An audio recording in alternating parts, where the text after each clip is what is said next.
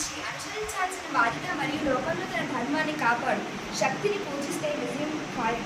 శ్రీకృష్ణుడు చెప్పాడు, ధర్మాన్ని రక్షించే వారిని ధర్మం రక్షిస్తుంది. అందుకే మనల్ని రక్షించుకోవడం మన కర్తవ్యం. పాశ్చాత్య సంస్కృతి నుండి హిందూ ధర్మాన్ని నిలబెట్టగల పార్టీకి ఓటు వేయండి.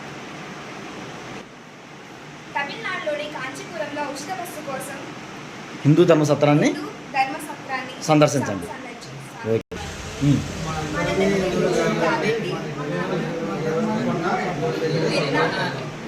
మన హిందువుల దగ్గర కొందాము, హిందూ ధర్మాన్ని కాపాడదాం.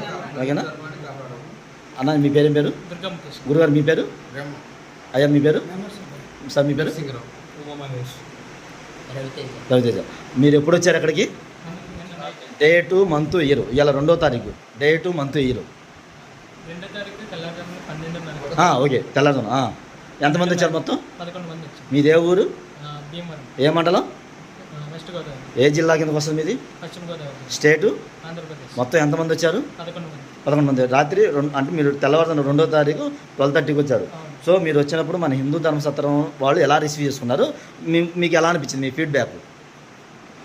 చాలా సంతోషంగా ఉంది. ఎందుకంటే మా దగ్గర వీళ్ళు ఎటువంటి డబ్బులు కూడా వసూలు చేయడం అలాంటిది ఏం చేయలేదు. చాలా హ్యాపీగా ఫీల్ అవుతుంది. సో అలాగే నైట్ ఎలా రిసీవ్ చేసుకున్నారు? మిమ్మల్ని ఇబ్బంది పెట్టడం జరిగిందే? లేదు, మేము ఆ టైంకి ఫోన్ చేసినా కూడా వాళ్ళు కాల్ రిసీవ్ చేసి బాగా ఆన్సర్ చేసి అడ్రస్ అన్నీ చెప్పారు.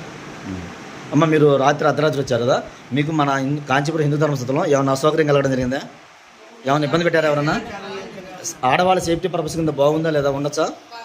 అంటే నెక్స్ట్ ఎవరన్నా మన ఆడవాళ్ళు ఇప్పుడు మీ వీడియోని తీసి పెడతాం, యూట్యూబ్ పెడతాం కాబట్టి, సో ఆ యూట్యూబ్ చాలామంది లేడీస్ ఉంటారు, జెంట్స్ చూస్తూ ఉంటారు. వాళ్ళు తగిన చూసిన వాళ్ళు రావచ్చా? సేఫ్టీగా ఉండొచ్చు ఇక్కడ?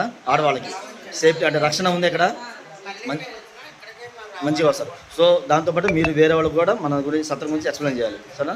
అందరూ ఒకటే గుర్తుపెట్టుకోండి, మన అందరం హిందువులం కాబట్టి మనం ఏ వస్తువులు కొనుక్కుని ఏదైనా అది బంగారం కావచ్చు, డ్రెస్సులు కావచ్చు, తినేవి కావచ్చు, తాగి కావచ్చు, మన మొత్తం కూడా మన హిందువుల దగ్గరే కొనాలి. ఆ హిందువులు ఎవరంటే కొంచెం తక్కువ పూర్వ హిందువులు ఉంటారో వాళ్ళ దగ్గర కొంటే ఏంటంటే మన హిందూ బలం పెరిగిద్ది అనమాట. సరేనా? ప్రతి ఒక్కరు కూడా మన హిందువుల దగ్గర కొనాలి, మన హిందూ ధర్మాన్ని కాపాడుకోవాలి, మన దేశాన్ని మనం కాపాడుకోవాలి. ఒక్కసారి అందరూ భారత మాతాకి చేయని 3 సార్లు చెప్పండి గట్టిగా.